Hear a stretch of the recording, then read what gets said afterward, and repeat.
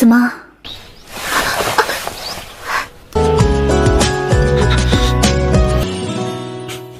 ड्रामे की स्टार्टिंग में हमें फाइटिंग सीन दिखाया जाता है। ये है इस ड्रामे का लीड एक्टर सुई। कुछ लोग उसे मार कर कह रहे होते हैं कि इतने दिनों बाद आखिरकार तुम्हें पकड़ लिया। मुझे लगता है कि तुम भूल गए हो कि इस जगह पर किसका हुक्म चलता है। तभी कोई दूर से उस पर गोली चलाता है। इससे पहले कि वो गोली सुई को लगती तभी कोई आकर उसे बचा लेता है और सुई की बजाय उसे गोली लग जाती है। ये है इस ड्रामे का सेकंड लीड एक्टर शी चौहान। दोनों जख्मी हालत में बिल्डिंग से नीचे गिर पड़ते हैं। दोनों की हालत ठीक नहीं लग रही। तभी एक लड़की आती है। ये है फीमेल लीड फूनांजी। दोनों को जख्मी देख रोने लगती है और कहती है कि सुई, शी चौहान प्लीज उठो, अपनी आंखें खोलो। पर वो उसे कोई जवाब नहीं देते तो नानजी रोते हुए खुद से कहने लगती है कि किस्मत एक ऐसा जाल है जिससे कोई भी शख्स बच नहीं सकता। चाहे हम कितनी ही कोशिशें क्यों न कर लें, हम इस जाल को ना तोड़ सकते हैं और ना ही भाग सकते हैं। और जब ये रस्सी टूटती है और हम किस्मत के हाथों मजबूर हो जाएं, तो इसके बाद ना खत्म होने वाले डिक्लाइन का सामना करना पड़ता है। ये थी प्रेजेंट की कहानी। आखिर इससे पहले ऐसा क्या हुआ, ये जानने के लिए पास्ट में जाना पड़ेगा। कहानी एक साल पीछे चली जाती है, जहां हमें सुई को दिखाया जाता है। सुई नंबर 1 फाइटर है। वो अकेले ही 10 लोगों को मार सकता है। वो सिटी का नंबर 1 किलर भी है। तभी वहां नानजी आती है और सुई से कहती है कि क्या तुम्हें वो मिलन गिफ्ट पसंद आया जो मैंने तुम्हें दिया था। ये सुन सुई उसका गला पकड़कर घसीटते हुए उसे ले जाता है और उसके बालों से हेयर स्टिक निकाल कर उसे हर्ट करने लगता है। नानजी का खून बह रहा है, लेकिन उसे जरा सी भी तकलीफ नहीं होती। वो मुस्कुराते हुए सुई से कहती है कि तुम मेरे सोच से भी ज्यादा हैंडसम हो। सुई कहता है कि किसी ने तुम्हारी जान की कीमत चुकाई है। नानजी कहती है तो तुम मुझे सीधा मार सकते हो। सुई कहता है कि तुमने जानबूझकर मुझे यहाँ बुलाया है। नानजी उसे पेपर दिखाकर कहती है कि क्या तुम जानना नहीं चाहते तुम्हारा ग्रुप कैसे खत्म हुआ। पेपर देख सुई सोचने लगता है कि इस पर तो ऑर्गेनाइजेशन का सील लगा हुआ है। फिर नानजी को छोड़कर कहता है कि मुझे समझ नहीं आ रहा तुम क्या कह रही हो। ये बोलकर वो जाने लगता है। तभी नानजी लाइटर चलाकर कहती है कि तुम मेरे आखिरी उम्मीद हो, मेरे साथ कोऑपरेट करो। ये बोलकर वो लाइटर फेंक देती है। दूसरी तरफ इस ड्रामे का विलन और नानजी का हस्बैंड शिनयांग एक तरफ प्रे और दूसरी तरफ अपने ही बंदे को मरवा कर कुछ उगलवा रहा होता है। ये बंदा तो काफी जालिम है। तभी वहाँ उसका एक बंदा आता है और उसके कान में कहता है कि मिस्टर शिन, किसी ने आपकी सेकंड वाइफ और एक आदमी को साथ में देखा है। ये सुन शिनयांग गुस्से से वहाँ से जाने लगता है। दूसरी तरफ नानजी कहती है कि मैं 3 गिनती हूँ, तुम्हारे पास ज्यादा समय नहीं है। तभी ब्लास्ट होता है। सुई नानजी को बचाकर उसे अपनी बाहों में पकड़ लेता है और खुद जख्मी हो जाता है। नानजी कहती है कि मुझे पता था तुम वापस आओगे और मुझे प्रोटेक्ट करोगे। सुई कहता है कि तुम्हें बचाना मेरी तरफ से कोऑपरेशन का रिटर्न गिफ्ट है। फाइनली सुई बॉडीगार्ड बनने के लिए मान गया। नानजी उसे अपने घर ले आती है और कहती है कि अब से तुम मेरे बॉडीगार्ड बनकर रहोगे।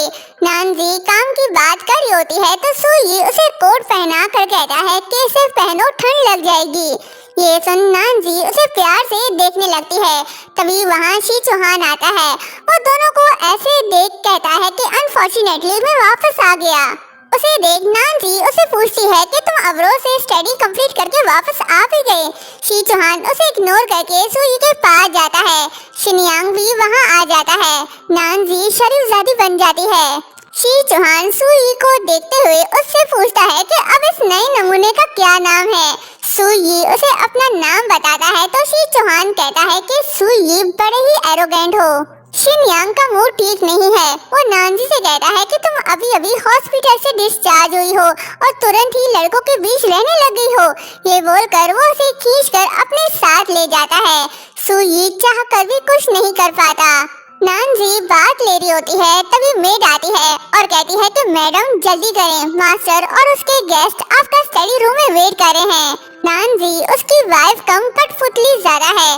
शिनयांग इससे जो भी कहेगा नानजी को ना चाहकर भी वो करना होगा। वो रेडी होकर शिनयांग और उसके गेस्ट को एंटरटेन करने के लिए बुक रीड करती है। शिनयांग अपनी मस्ती में लगा होता है। दूर से सुई ये सब देख रहा होता है। शिनयांग की गेस्ट उससे पूछती है कि मास्टर मैं ज्यादा काबिल हूँ या बुक रीड करने वाली तुम्हारी वाइफ। शिनयांग कहता है कि वो तुम्हारे आगे कुछ भी नहीं। ये सारी बातें नानजी इग्नोर करके बुक रीड करने लगती है। ठक ठक की आवाज गूंज रही है। धमाके और शोर की आवाज हर तरफ फैल गई है। तभी फ्लैशबैक दिखाया जाता है। नानजी जब छोटी थी तो किसी ने उसके आंखों के सामने बेरहमी से उसके पेरेंट्स को मार दिया था। वो और कोई नहीं शिनयांग था। रिवेंज लेने के लिए नानजी ने इससे शादी की और सुई को अपनी तरफ कर लिया ताकि वो अपने पेरेंट्स का बदला ले सके। शिनयांग उसे देखते हुए कहता है कि नानजी तुम हमेशा चिड़िया की तरह मेरे पिंजरे में कैद रहोगी, जहाँ खड़े रहना भी तुम्हारे लिए मुश्किल बन जाएगा। सुई ये सब देख बर्दाश्त कर रहा होता है। वो अंदर जाना तो चाहता है पर जा नहीं सकता क्योंकि नानजी ने उससे कहा था कि याद रखना आज रात तुम जो कुछ भी देखो पर अंदर मत आना। इस वजह से सुई अंदर नहीं जाता। नेक्स्ट सीन में नानजी दुखी होकर घर से बाहर निकलती है। तेज बारिश हो रही है। सुई भी वहीं होता है। वो उसे कहता है कि मैं तुम्हारी हेल्प कर सकता हूँ उसे मारने में। नानजी कहती है कि ये उसके लिए कम सजा है। मैं ये चाहती हूँ कि वो नर्क में रहने का मजा चखे। सुई उसे कोट पहनाता है और अम्ब्रेला से कवर करके कहता है तो फिर कभी भी दुश्मन के सामने झुकना मत। ये सुन नानजी उसे देखने लगती है। सुई उसे अपने घर ले जा रहा होता है। नानजी बात ले रही है और उसे कुछ फ्लैशबैक भी याद आ रहे होते हैं जिस वजह से वो थोड़ी डरी होती है। सुई ठंड से बचने के लिए उसके लिए अपने हाथों से हर्बल टी बनाकर ले आता है। तभी वो नानजी को देखता है जो बात ले रही है तो वो शर्मा कर मुंडी पीछे मोड़ लेता है। नानजी बात लेकर बाहर आती है और सुई को देख पूछती है कि तुम यहाँ क्या कर रहे हो। सुई जवाब देने के लिए पीछे मुड़ता है तो नानजी को देख उसकी दिल की धड़कनें तेज होने लगती हैं। वो उससे नजरें चुराने लगता है और कहता है कि मैं तुम्हें ये हर्बल टी देने आया हूँ। ये सुन नानजी मुस्कुरा देती है और सीड्यूस करने के लिए उसके क्लोज जाती है। सुई ठहरा शरीफ ज़्यादा बेचारा घबराने लगता है लेकिन नानजी ठहरी उसकी दीवानी वो उसके काफी क्लोज होने लगती है। लेकिन सुई अपना मुंह फेर लेता है तो नानजी कहती है क्यों तुम सब लड़के मुझसे यही तो चाहते हो। सुई उसे कोई जवाब नहीं देता। उसके ड्रेस को ठीक करा होता है तो उसे फील होता है कि नानजी की बॉडी गर्म है। वो उसके फॉरहेड को चेक करता है तो पता चलता है कि उसे फीवर है और कहता है कि तुम्हारा फेस तो इतना गर्म है, तुम्हें तो फीवर है, कहीं उस स्मोक की वजह से तो नहीं जो स्टडी रूम में था। ये सुन नानजी उसका हाथ खुद से हटाकर दूर होकर कहती है कि मुझे अभी काफी घुटन फील हो रहा है, इसलिए तुम यहाँ से चले जाओ, जितना दूर जा सकते हो उतना दूर। ये सुन सुई इमोशनल होता है। खुद को कोस कर उससे कहता है कि मैंने तुम्हारे लिए अदरक वाली चाय बनाई है, तुम बारिश में भीग गई थी तो इसे गरम गरम पी लो। नानजी कप उठाकर उसे थैंक्स कहती है। जब सुई जाने लगता है तो नानजी उससे पूछती है कि क्या तुम मेरे साथ रह सकते हो, मुझे बहुत डर लग रहा है। सुई मान जाता है और वो उसके पास रहता है। नेक्स्ट सीन में सुई नानजी के सोने के बाद खुद भी वहाँ सो जाता है। तभी नानजी की आंख खोलती है तो देखती है कि सुई सो रहा है। वो सोचती है कि क्या ये सो गया, तुम इस तरह भी सो सकते हो। फिर उसे टच करके आंखें बंद कर लेती है। सुई नहीं जागता। वो फिर से उसे टच करती है तभी सुई उसका हाथ पकड़ लेता है और उसके काफी क्लोज हो जाता है। नानजी नर्वस होने लगती है और कुछ और समझ लेती है तो सुई हंस पड़ता है और कहता है कि तुम अपनी आंखें क्यों बंद करी हो। ये बोलकर उससे दूर होता है। नानजी हुई शर्मिंदा। सुई कहता है कि काफी रात हो गई है, सो जाओ। नेक्स्ट सीन में नानजी सो रही होती है। सुई उसके पास बैठा होता है और पास्ट को याद कर रहा होता है। जब सुई छोटा था तो पैसों की खातिर उसके बाप ने उसे बेच दिया था क्योंकि उसका डैड गैम्बलर था। सुई रोता रहा और डैड से भीख मांगता रहा कि वो उसे ना सेल करे, लेकिन बेरहम बाप ने एक ना सुनी उसे और उसकी मॉम को बेच दिया। जिन लोगों ने उसे खरीदा था वो लोग उसके साथ अच्छा बिहेव नहीं करते थे और काफी ठंड में भी उसे बाहर रखते थे। तभी एक छोटी बच्ची सुई के पास आती है और म्यूजिक बॉक्स दिखाकर कहती है कि इस चीज को म्यूजिक बॉक्स कहा जाता है।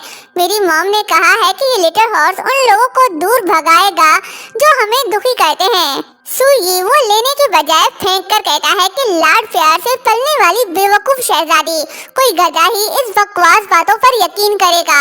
उसकी इस हरकत से छोटी बच्ची रोते हुए कहती है कि तुम बहुत बुरे इंसान हो।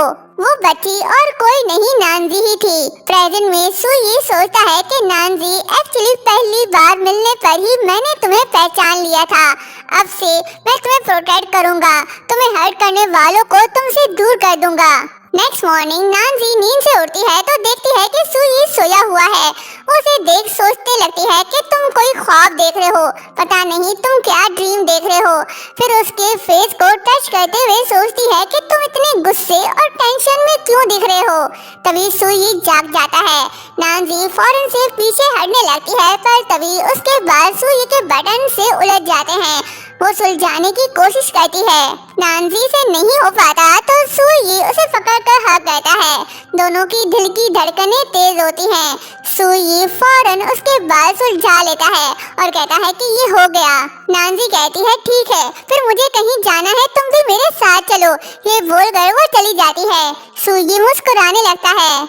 दूसरी तरफ शिनयांग का बंदा उसे बता रहा होता है कि मास्टर, हमारे लोगों ने पता लगाया कि आपकी सेकंड वाइफ का उसके बॉडीगार्ड के साथ बेहद करीबी रिश्ता था। दोनों एक दूसरे के काफी क्लोज भी थे। ये सुन शिनयांग भड़क जाता है और कहता है तो फिर उसे मार डालो। आधी रात हो गई। सुई अपने घर जा रहा होता है। कोई उसका पीछा कर रहा है। सुई को शक हो जाता है कि कोई उसे फॉलो कर रहा है। वो आगे बढ़ने लगता है। जैसे ही कोई उसके शोल्डर पर टच करता है तो सुई उसे उठाकर जमीन पर पटक देता है। ये कोई और नहीं शी चौहान होता है। वो फौरन से बोलने लगता है कि रुक जाओ, ये मैं हूँ। सुई उसे देख शॉक्ड रह जाता है और पूछता है कि शी चौहान तुम? शी चौहान कहता है कि ओह, अब जल्दी से मुझे छोड़ो। सुई उसे अपने ठिकाने ले आता है। उस जगह को देख शी चौहान कहता है कि घर में अच्छी खासी जगह है, तुम फिर भी यहाँ रह रहे हो। सुई कहता है कि चुप बैठो वरना चले जाओ यहाँ से। शी चौहान सोचता है कि उफ, इतने गुस्से में। सुई उसकी मरम पट्टी करने लगता है। शी चौहान को दर्द होता है। वो बार बार पीछे हट रहा होता है तो सुई कहता है कि बर्दाश्त करो। शी चौहान कहता है कि इंसान हूँ, तकलीफ तो होगी ना। फिर सोचता है कि मैंने इसे नानजी के साथ इतना हार्श कभी नहीं देखा। सुई कहता है कि मरहम पट्टी हो गई है, अब तुम जा सकते हो। वो जाने लगता है तो शी चौहान कहता है क्या तुम्हारे अंदर इंसानियत नाम की चीज नहीं है? मैं इंजर्ड हो चुका हूँ और बाहर बहुत तेज बारिश भी हो रही है। सुई कहता है तो मैं क्या करूँ? शी चौहान उसे देखते हुए सोचता है कि सुई, क्या तुम्हें मैं याद नहीं? तभी फ्लैशबैक दिखाया जाता है। कुछ लोग शी चौहान को बुली कर रहे होते हैं और उससे पैसे मांग रहे होते हैं। शी चौहान उन्हें नहीं देता। वो उसे फिर से मारने ही वाले होते हैं। तभी वहाँ सुई फेस हाइड करके आता है और एक एक करके सबको मार कर शी चौहान के पास जाता है। हाथ बढ़ाकर कहता है कि चलो मैं तुम्हें घर छोड़ देता हूँ। प्रेजेंट में शी चौहान उसके फेस को देखते हुए सोचता है कि सुई, बस इतना ही काफी है कि मैंने तुम्हें फिर से देखा। दूसरी तरफ नानजी शिनयांग और गवर्नर हान के लिए ड्रिंक ले जा रही होती है। तभी उनकी आवाजें सुन दरवाजे के पास खड़ी होकर उनकी बातें सुन रही होती है। नानजी की मॉम को मरवाने के पीछे 3 लोगों का हाथ था। एक शिनयांग, दूसरा गवर्नर हान और तीसरा मिंघाओ। नानजी इन तीनों से अपनी मॉम का बदला लेना चाहती है। गवर्नर शिनयांग से कह रहा होता है कि वुचेंग सिटी में चाहे आसमान से एक सिक्का भी गिरे, वो डेफिनेटली शिन फैमिली का ही होगा।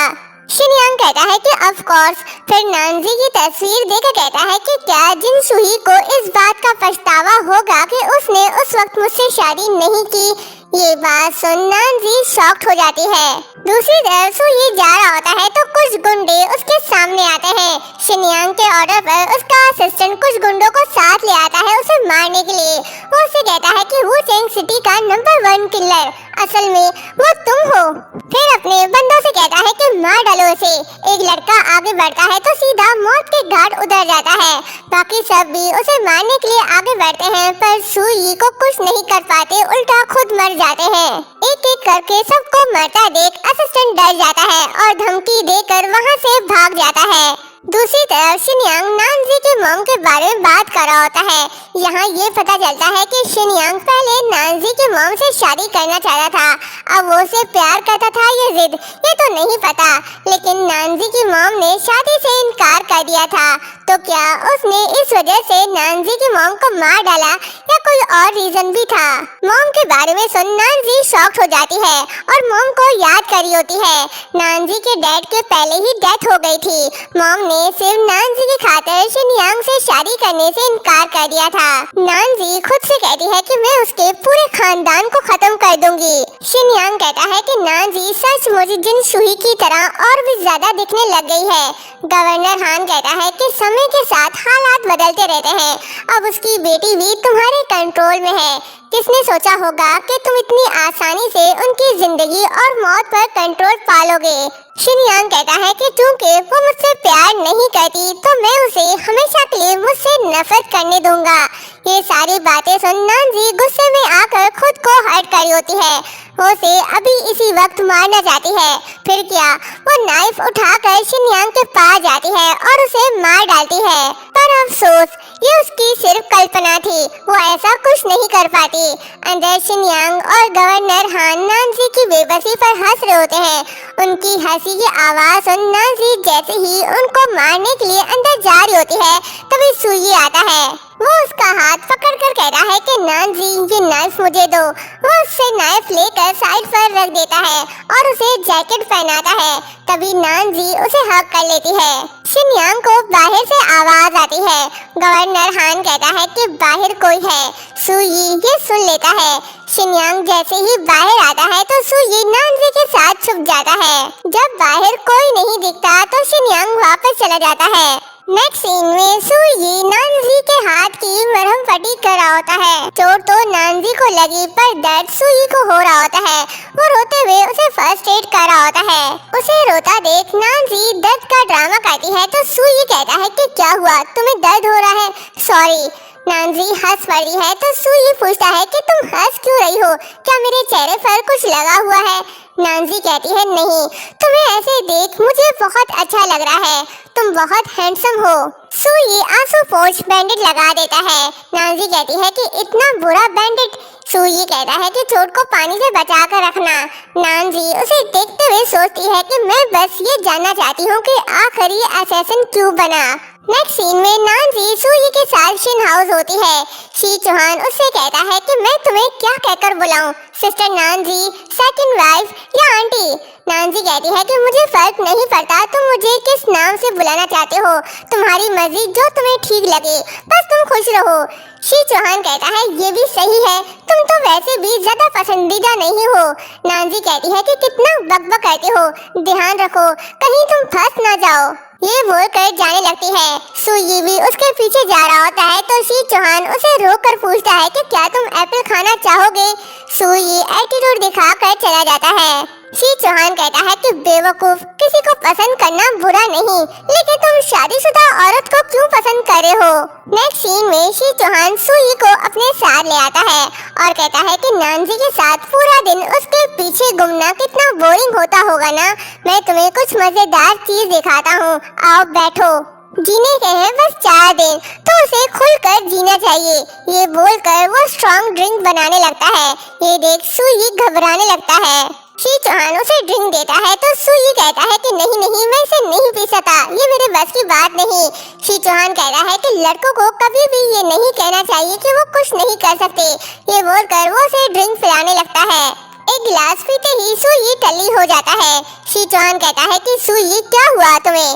सू यी कहता है कि मुझे टच मत करो। शी चौहान कहता है कि तुम एक गिलास में कैसे टल्ली हो सकते हो? सू यी नशे में होता है तो शी चौहान उसे बाहों में उठा कर ले जा रहा होता है। नेक्स्ट डे नानजी बड़े ही रोमांटिक तरीके से सुई का टायर बांध रही होती है। सुई घबराने लगता है और नानजी से पूछता है कि तुम अचानक यहाँ कैसे आ गई। तो नानजी टायर पकड़कर उसे अपने करीब करके कहती है कि ऑफ कोर्स मैं तुम्हारे एबिलिटीज का एडवांटेज उठाने आई हूँ। सुई उसके बैग में नाइफ डालकर कहता है कि मैं ये नाइफ तुम्हें गिफ्ट में दे रहा हूँ, ये तुम्हारे प्रोटेक्शन में हेल्प करेगा। नानजी पूछती है कि तुम्हें मेरी फिक्र हो रही है। ये सुन सुई मुस्कुराने लगता है तो नानजी कहती है ठीक है मैं समझ गई, मैं हमेशा इसे अपने पास रखूंगी। ये बोलकर दोनों वहाँ से निकलकर सीधा बार पहुँच जाते हैं क्योंकि गवर्नर हान की गर्लफ्रेंड शहर की सबसे फेमस डांसर है। ये उसके करीब जाकर कुछ एविडेंस कलेक्ट करना चाहते हैं। गवर्नर हान की गर्लफ्रेंड सुई को देख उसके पास आती है और उसे ड्रिंक ऑफर करके कहती है कि मुझे लगता है तुम यहाँ नए हो, आओ मैं तुम्हें यहाँ की जगह से फेमिलियर करवाती हूँ। ये बोलकर वो उसे ड्रिंक पीने के लिए देती है। सुई जानता है कि वो एक गिलास में टली हो जाता है, लेकिन ये बात नानजी नहीं जानती। सुई नानजी की तरफ देखता है तो वो उसे पीने का बोलती है क्योंकि गवर्नर के लवर के करीब जो जाना है। फिर क्या, सुई को वो पीना पड़ता है। एक घूंट पीते ही वो टल्ली हो जाता है क्योंकि उसमें कुछ मिला होता है। सुई सोचता है कि इस ड्रिंक में कुछ तो मसला है। फिर गवर्नर की गर्लफ्रेंड से कहता है कि चलो किसी शांत जगह चलते हैं। गवर्नर हान की गर्लफ्रेंड जियांग शिन सुई को अपने साथ रूम में ले आती है। सुई नशे में है। प्लान था इससे कुछ उगलवाने का, पर ऐसा कुछ नहीं होता। जियांग शिन उसके क्लोज जाकर कहती है कि मिस्टर हान की प्रेडिक्शन सही निकली, तुम सच में मुझे ढूंढने आए हो। सुई पूछता है कि उस ड्रिंक में क्या था। जियांग शिन कहती है कि ये तो करना ही था, आज रात हार्बर में बिग बिजनेस डील होने वाला है, ये तुम्हारे हाथों कैसे बर्बाद होने दे सकते हैं। फिर उसके क्लोज जाकर कहती है कि कहीं ये तुम्हारा फर्स्ट टाइम तो नहीं, फिक्र मत करो मैं तुम्हें सब सिखा दूंगी। सुई जानबूझकर खुद को हर्ट कर रहा होता है ताकि वो बेहोश ना हो, पर जियांग शिन उसके और क्लोज जा रही होती है तो सुई मौका देख उसे बेहोश कर देता है और वहाँ से निकल पड़ता है। दूसरी तरफ मिस्टर हान को दिखाया जाता है जो बड़ा ही खुश दिखाई दे रहा है क्योंकि बिजनेस डील जो अच्छे से हो गई। तभी वहाँ नानजी आती है। हान उसे देख कहता है कि फू नानजी, तुम तो बड़ी आसानी से खुद चलकर मेरे दरवाजे पर आई हो। नानजी कहती है कि अगर मैं ना आती तो तुम्हें नर्क में कैसे भेज सकती थी। ये बोलकर वो ड्रिंक पीने लगती है। तभी मिस्टर हान उसके हाथ से गिलास छीन खुद पी लेता है। इस बेवकूफ को ये नहीं पता कि इसने अपनी मौत पी है। वो उससे कहता है कि क्या तुम्हें लगता है कि तुम मुझे मार सकती हो। नानजी कहती है कि मैं नहीं मार सकती, लेकिन अगर तुम सुसाइड कर लो तो क्या होगा। हान कुछ कहने ही वाला होता है तभी फोन की घंटी बजती है। हान जाकर फोन उठाता है तो आगे से असिस्टेंट उससे कहता है कि एक लड़का ब्लैक ड्रेस पहने हुआ था, उसने अकाउंट बुक चुरा ली और हमारे सामान को भी कंट्रोल कर लिया। ये सुन हान शॉक्ड होता है। तभी उसे ब्लड वोमिटिंग होने लगती है। वो नानजी को देखने लगता है। तभी दिखाया जाता है कि नानजी के पास जो रोज था उसके अंदर ही पॉइजन था जो ड्रिंक पीने से पहले उसने डाल दिया था और वही ड्रिंक हान ने पी लिया था। हान समझ जाता है कि उस ड्रिंक में कोई गड़बड़ थी। नानजी मुस्कुराते हुए उससे कहती है कि एंटीन की स्मगलिंग, क्राइम के डर से जहर पीकर सुसाइड करना कितना अच्छा बहाना है ना। तभी हान उसका गला दबाकर घसीटते हुए ले जाता है और कहता है कि घटिया औरत, मुझे तुम्हें उसी वक्त मार देना चाहिए था, अब मरो तुम। दूसरी तरफ सुई अपना काम करके भाग रहा होता है। हान के लोग उसके पीछे पड़े होते हैं क्योंकि उसके पास अकाउंट बुक है। वो किसी भी हाल में उसे पाना चाहते हैं और सुई को मारना, क्योंकि अगर ये किसी के हाथ लग गया तो सब बर्बाद हो जाएगा। सुई उनसे बचकर भाग रहा होता है। तभी कोई उस पर गोली चलाता है। सुई जख्मी होकर गिर पड़ता है, लेकिन हिम्मत करके आगे बढ़ने लगता है क्योंकि उसे नानजी के पास जाना है, उसे प्रोटेक्ट करना है। दूसरी तरफ हान नानजी का गला दबाकर उसे मार रहा होता है। तभी नानजी उसे पुश करती है जिससे हान सीढ़ियों से गिरने वाला होता है, लेकिन रेलिंग को पकड़कर खुद को बचा लेता है। जो नाइफ सुई ने नानजी को दिया था वो निकाल कर उस पर वार करती है और कहती है कि अब मरो तुम। हान हाथ बचाने के चक्कर में सीढ़ियों से नीचे गिरकर मर जाता है। नानजी उसके बॉडी को देखकर कहती है कि तुम ज्यादा देर तक नर्क में अकेले नहीं रहोगे, तुम्हारे साथी बहुत जल्द ही तुम्हारे साथ होंगे। खान का काम तमाम करके जब नानजी वापस आ रही होती है तो देखती है कि सुई जख्मी है। वो भागी दौड़ी उसके पास जाती है और पूछती है कि सुई क्या हुआ है तुम्हें। सुई कहता है कि मैंने तुमसे वादा किया था मैं वापस आऊंगा। नानजी उसे देख रोने लगती है। नानजी के शूज सुई के खून से खराब हो जाते हैं। ये देख सुई उसे साफ करने लगता है और कहता है कि सॉरी, मैंने तुम्हारे शूज गंदे कर दिए। ये सुन नानजी उसे हग कर लेती है। नेक्स्ट सीन में नानजी उसे उसके घर ले आती है। सुई को गोली लगी है, जान बचाने के लिए बुलेट को निकालना जरूरी है। सुई मुंह पर कपड़ा रख कर खुद बुलेट निकालने लगता है। तभी नानजी कहती है कि लाओ मुझे दो, मैं निकालती हूँ। नानजी ने कह तो दिया लेकिन वो करने से डरी होती है, उसके हाथ कांप रहे होते हैं। तो ये देख सुई उसका हाथ पकड़कर कहता है कि सब ठीक है, तुम डरो नहीं। नानजी हिम्मत करके बुलेट को निकालने लगती है। सुई को तकलीफ तो हो रही है लेकिन वो चिल्लाता नहीं और ना ही नानजी को फील होने देता है कि उसे तकलीफ हो रही है, क्योंकि वो नानजी को परेशान नहीं करना चाहता। नानजी पूछती है क्या तुम्हें पेन हो रहा है, तो सुई झूठ कहता है नहीं। नानजी बुलेट निकाल कर उसका बैंडेज कर देती है। सुई की हालत ठीक नहीं है क्योंकि जियांगशिन ने उसे स्ट्रॉन्ग ड्रिंक जो पिलाया था वो नशा अभी तक नहीं उतरा। सुई खुद पर कंट्रोल करने की कोशिश तो करता है पर उससे हो नहीं पाता। नानजी उसके स्वेटिंग को पोंछ रही होती है तो उसे फील होता है कि उसकी बॉडी हॉट है। वो पूछती है कि तुम्हारी बॉडी इतनी गर्म क्यों है। तभी सुई उसे कहता है कि चली जाओ यहाँ से वरना मैं तुम्हें हर्ट कर दूंगा। नानजी कहती है कि ये सब इसलिए क्योंकि जियांगशिन ने तुम्हें ड्रग दिया है। तभी सुई कसकर उसका हाथ पकड़ लेता है जिससे नानजी को तकलीफ होने लगती है। नानजी कहती है कि सुई छोड़ो मेरा हाथ, तुम मुझे हर्ट कर रहे हो। ये सुन सुई उसका हाथ छोड़ देता है और कहता है कि चली जाओ यहाँ से। नानजी नहीं जाती, वो उसकी केयर करने लगती है और पूछती है कि क्या तुम अब ठीक हो। सुई की हालत ठीक नहीं है। वो उसके हाथ को पुश करके कहता है कि तुमने सुना नहीं मैंने क्या कहा, चली जाओ यहाँ से वरना मैं तुम्हें हर्ट कर दूंगा। नानजी कहती है कि वो मैं ही हूँ जिसने तुम्हें ये सब करने के लिए फोर्स किया और तुम्हें इस कंडीशन तक पहुँचाया, मुझे तुम्हारी रिस्पॉन्सिबिलिटी लेनी चाहिए। सुई कहता है कि तुम्हें पता भी है तुम क्या कह रही हो। नानजी कहती है कि मैं पूरी तरह से होश में हूँ, मैं जानती हूँ मैं क्या बोल रही हूँ। ये सुन सुई उसके क्लोज आता है और उससे माफी मांग कर कहता है कि ये तुम्हारे साथ अनफेयर है। फिर कहता है कि मैं ठीक हूँ, बस मुझे कुछ देर तक ऐसे ही हक करने दो। नेक्स्ट सीन में सुई नींद में डरा होता है। वो सपने में मास्क पहने एक लड़के को देखता है जो नानजी के पेरेंट्स को मारा होता है। अब ये कौन है आगे ही पता चलेगा। सुई नींद में चिल्ला रहा होता है। उसकी आवाज सुन नानजी उसके पास आती है। वो देखती है कि सुई डरा हुआ है तो वो उसके पास जाकर बैठ जाती है और उसे जगाने लगती है। तभी अचानक से सुई उठता है और नानजी को कोई और समझकर हर्ट कर रहा होता है। नानजी डर जाती है। कुछ देर बाद सुई को एहसास होता है कि वो नानजी को हर्ट कर रहा है। फिर वो उसे छोड़कर सॉरी कहता है। नानजी वहाँ से चली जाती है। नेक्स्ट सीन में सुई के हाथ में वही म्यूजिक बॉक्स होता है जो बचपन में नानजी ने उसे दिया था।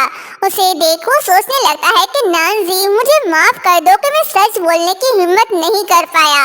मैं खुद गर्ज और एक मतलबी इंसान हूँ। मैं तो बस इतना चाहता हूँ कि तुम्हारी जिंदगी के कुछ पल मेरे हों, यही मेरे लिए काफी है। तभी दिखाया जाता है कि फेस हाइड किए जो लड़का था वो कोई और नहीं सुई था जो शिनयांग के लिए काम कर रहा था। दूसरी तरफ शिनयांग का असिस्टेंट उसे आकर बताता है कि मास्टर हमें ये पता चला है कि जनरल हान के मौत के पीछे आपकी सेकंड वाइफ का हाथ है। ये सुन शिनयांग सोचता है कि पिंजरे में बंद चिड़िया अपने मालिक को काटना चाहती है। इसी के साथ पास्ट के कुछ सीन दिखाए जाते हैं। शिनयांग जनरल हान और उसके दोस्त साथ में बातें कर रहे होते हैं तो नानजी उनकी सारी बातें सुन लेती है। प्रेजेंट में शिनयांग गुस्सा होकर अपने असिस्टेंट से कहता है कि क्या अब भी कुछ बाकी रह गया है, ये लोग कभी भी सुधरने नहीं वाले, अब कुछ करना होगा। इतने सालों तक इस घटिया लड़की को जिंदा रखना भी बहुत बड़ा फेवर था। अब वक्त आ गया है इसे अपने पेरेंट्स के पास भेजने का। तभी वहाँ शी चौहान आता है। वो ये सारी बातें सुन शॉक्ड हो जाता है और कहता है कि नानजी के पेरेंट्स के साथ जो कुछ भी हुआ उन सब में मेरे डैड का हाथ था। शी चौहान को अपने डैड की सच्चाई पता चल गई है। देखते हैं आगे क्या होगा।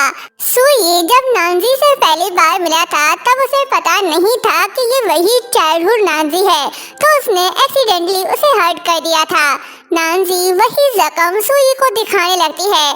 सुई ठहरा शरीफ ज़्यादा, वो अपना मुंह फेर लेता है। नानजी उसे कहती है कि तुम कहते हो ना कि घाव इतनी जल्दी भर जाते हैं, तो नया इतनी जल्दी क्यों बन जाता है। ये बोलकर खुद को हर्ट करने लगती है और कहती है कि कुछ दर्द बड़े दर्द से बचने के लिए होते हैं। फिर उसका हाथ पकड़कर कहती है कि क्या तुम मेरे साथ रहोगे। सुई मान जाता है। नानजी के सोने के बाद जब वो जाने लगता है तो नानजी उसका हाथ पकड़कर रोक लेती है। सुई जब उसे देखता है तो उसकी आंखों से आंसू बह रहे होते हैं, तो वो उसका हाथ नहीं छोड़ता और वहीं खड़े होकर सोचता है कि तुम जो भी करना चाहो मैं हमेशा तुम्हारे साथ रहूंगा। सुई उसका हाथ पकड़े खड़े खड़े ही सो जाता है। नेक्स्ट मॉर्निंग जब नानजी उठती है तो देखती है कि सुई ने उसका हाथ पकड़ा हुआ है और वो सोया हुआ है। वो उसे देखने लगती है। तभी सुई जागता है तो नानजी फौरन से अपना हाथ दूर कर लेती है और कहती है कि तुम यहाँ सारी रात कैसे खड़े रहे। सुई कहता है कि मैं सिर्फ ये चाहता हूँ कि तुम्हें पता चले कि मैं यहाँ हूँ। तभी नानजी की नजर उसके हाथ पर लगे चोट पर पड़ती है। वो परेशान होकर पूछती है कि तुम्हारे हाथ पर ये चोट कैसे आई। सुई सच नहीं बताता। वो कहता है कि ये एक्सीडेंटली लग गया, जबकि इसे ये चोट खुद को कंट्रोल करने पर आई ताकि वो नशे में ना हो। दोनों एक दूसरे से कुछ कहना तो चाहते हैं पर कह नहीं पाते। नानजी कहती है कि मैं रेडी हो जाती हूँ। सुई हाँ बोलकर चला जाता है। नेक्स्ट सीन में नानजी ड्रेसअप कर रही होती है लेकिन उससे जिप बंद नहीं हो पा रही। वो सुई से पूछती है कि क्या तुम अभी भी यहीं हो। सुई कहता है कि हाँ मैं यहीं हूँ, क्या हुआ। नानजी कहती है कि क्या तुम मेरी हेल्प कर सकते हो, मेरी जिप फंस गई है, मुझसे बंद नहीं हो रही। सुई हाँ बोलकर उसके पास आता है। शर्माते घबराते जिप बंद करने लगता है। दोनों के दिल जोरों से धड़क रहे हैं। सुई जल्दी से जिप लगाकर कहता है कि ये हो गया। नेक्स्ट सीन में सुई और नानजी साथ जा रहे होते हैं। तभी पीछे से शी चौहान आता है। वो उन दोनों को धक्का देकर कहता है कि मैं तो तुम दोनों के पीछे नहीं आ रहा, मैं बस अपने रास्ते जा रहा हूँ। नानजी कहती है कि हाँ सही कहा, तुम तो डरपोक हो जो अंधेरे से काफी डरता है, इसलिए अकेले जा रहे थे ना। शी चौहान कहता है कि ये तो बचपन की बात है, तब मैं बच्चा था, अब मैं बड़ा हो गया हूँ और ब्रेव भी। नानजी कहती है कि हाँ ठीक है, मुझे तुम पर ट्रस्ट है। उनकी बातें सुन सुई मुस्कुराने लगता है। तभी नानजी सुई के बालों को टच करती है। ये देख शी चौहान थोड़ा जेलस होता है। वो नानजी से कहता है कि तुम्हें पता है कि मुझसे झूठ कैसे बोलना है। ये बोलकर वो उसे चिढ़ा कर भागता है। नानजी उसके पीछे भागती है। शी चौहान सोचता है कि मेरे डैड का कर्ज अब मैं ही चुकाऊंगा। शिनयांग ने नानजी और उसके पेरेंट्स के साथ जो कुछ भी किया, शी चौहान उसका कर्ज चुकाएगा उनको प्रोटेक्ट करके। तीनों दोस्त काफी खुश हैं, पर ये खुशी ज्यादा देर तक टिकने नहीं वाली। नेक्स्ट सीन में सुई के पीछे शिनयांग के गुंडे पड़े होते हैं उसे मारने के लिए। सुई इंजर्ड है, उनसे बचकर भाग रहा होता है, लेकिन वो ड्रंक है, वो ज्यादा दूर तक नहीं भाग सकता। और इसी के साथ कहानी वहीं से स्टार्ट होती है जहां से फर्स्ट एपिसोड स्टार्ट हुआ था। तब सुई पर किसी ने दूर से गोली चलाई थी। वो कोई और नहीं शिनयांग था, लेकिन वो गोली उसके बेटे को ही लग जाती है क्योंकि शी चौहान ने सुई को बचा लिया था। उसे पता था कि उसके डैड सुई और नानजी को मारना चाहते हैं। शिनयांग ने अपने हाथों से ही अपने बेटे को मारा। नानजी दोनों को जख्मी देख रोने लगती है। शी चौहान उसका हाथ पकड़कर माफी मांगने लगता है। नानजी कहती है कि मैं तुम्हें माफ कर चुकी हूँ। ये सुन शी चौहान की सांसें रुक जाती हैं, वो मर जाता है। शिनयांग के कर्मों की सजा शी चौहान को भुगतनी पड़ी। सुई रोते हुए कहता है कि शी चौहान तुम सच में बेवकूफ हो। नानजी सुई को लेकर वहाँ से चली जाती है। नानजी सुई को सीक्रेट जगह पर ले आती है। सुई की हालत ठीक नहीं है, वो ठंड की वजह से कांप रहा होता है। ये देख नानजी घबरा जाती है। वो उस पर ब्लैंकेट ओढ़ देती है, लेकिन इससे भी फर्क नहीं पड़ता तो नानजी उसे गर्म करने के लिए टाइट हग कर लेती है ताकि सुई को ठंड ना लगे। नेक्स्ट मॉर्निंग सुई जब अपनी आंखें खोलता है तो देखता है कि नानजी उसे हग करके सोई हुई है। तभी नानजी उठती है तो सुई अपनी आंखें बंद कर लेता है। नानजी चेक करती है कि सुई को फीवर तो नहीं और कहती है कि शुक्र है इसे फीवर नहीं। ये बोलकर चली जाती है। सुई भी मन ही मन खुश हो रहा होता है। नानजी सुई के लिए देसी चिकन सूप बनाना चाहती है, लेकिन इसके लिए से पहले मुर्गे को पकड़ना होगा। सुई रेडी होकर बाहर आता है और नानजी से पूछता है कि ये तुम क्या करी हो। नानजी मुर्गा हाथ में लिए पीछे पलटती है। ये देख सुई हंस पड़ता है। नानजी भी थोड़ी शर्मिंदा होकर हंस पड़ती है। नेक्स्ट सीन में जब नानजी सो रही होती है तो सुई उसे देख सोचता है कि काश ये पल हमेशा के लिए यहीं ठहर जाए, कितना अच्छा होगा। नानजी इस बात से अनजान है कि सुई पहले शिनयांग का बंदा था। क्या होगा जब उसे ये सच पता चलेगा? क्या वो सुई को माफ कर देगी या बाकी सबकी तरह इससे भी रिवेंज लेगी? कुछ समय बाद दोनों बाहर आते हैं। मौसम काफी अच्छा है, स्नोफॉल भी हो रही है।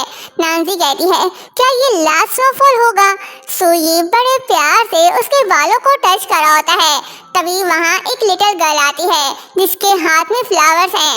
वो सुई से कहती है कि ब्रदर अपनी गर्लफ्रेंड के लिए फ्लावर्स ले लो, ये इसे काफी पसंद आएंगे। ये सुन नानजी मुस्कुराती है। सुई सारे फ्लावर्स बाय कर लेता है। लिटिल गर्ल कहती है कि थैंक यू ब्रदर, मेरी दुआ है कि आप दोनों का प्यार सलामत रहे और उम्र भर साथ रहें। सुई उसे थैंक्स कहता है।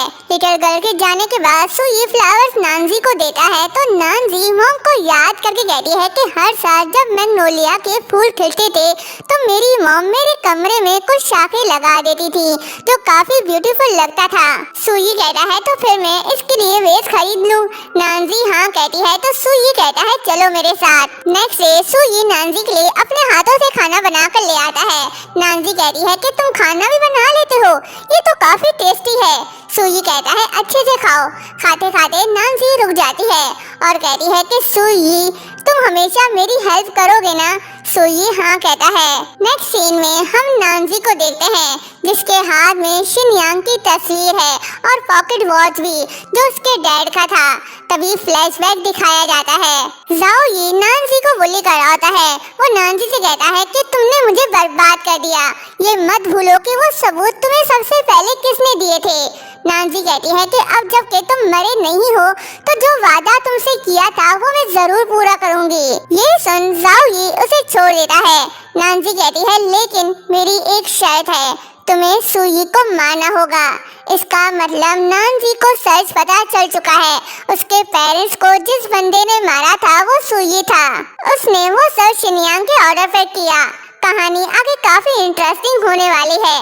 देखते हैं क्या नानजी सुई को माफ करके उसे एक और चांस देगी या अपने पेरेंट्स का बदला लेगी। नेक्स्ट पार्ट देखना मत भूलिएगा। Thank you so much. Nanji सोचती है कि अब सब कुछ खत्म करने का समय आ गया है। सुई तुम यही डिजर्व करते हो।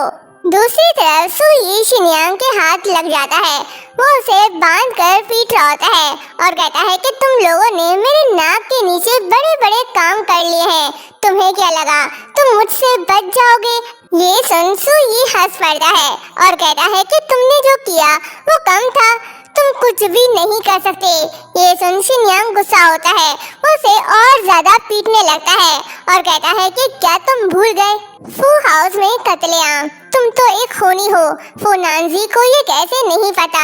हर तरफ कत्लेआम, वो खून की तेज बदबू, तुम ये कभी नहीं भूल सकते। सुई अपने हाथ खोलने की कोशिश कर रहा है। शिनयांग डंडा फेंक अपने बंदे से गन मांगता है और कहता है कि तुम और तुम्हारा वो घटिया ग्रुप, तुम्हें मार डालना एक चूटी को मारने से भी ज्यादा आसान है। ये बोलकर वो उसे मारने ही वाला होता है। तभी सुई अपने हाथ खोल शिनयांग से गन छीन उसे लात मारता है और शूट करता है।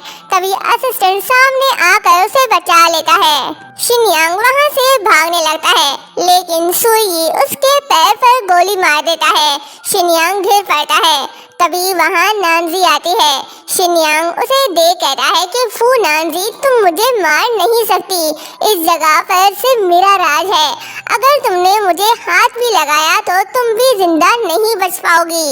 ये सुन नांसी हंस पड़ती है और उसे हर्ट करके कहती है कि ऑफ कोर्स मैं तुम्हें इतनी आसानी से मरने नहीं दूंगी जब तक तुम्हारी जिंदगी मौत से भी बदतर नहीं हो जाती।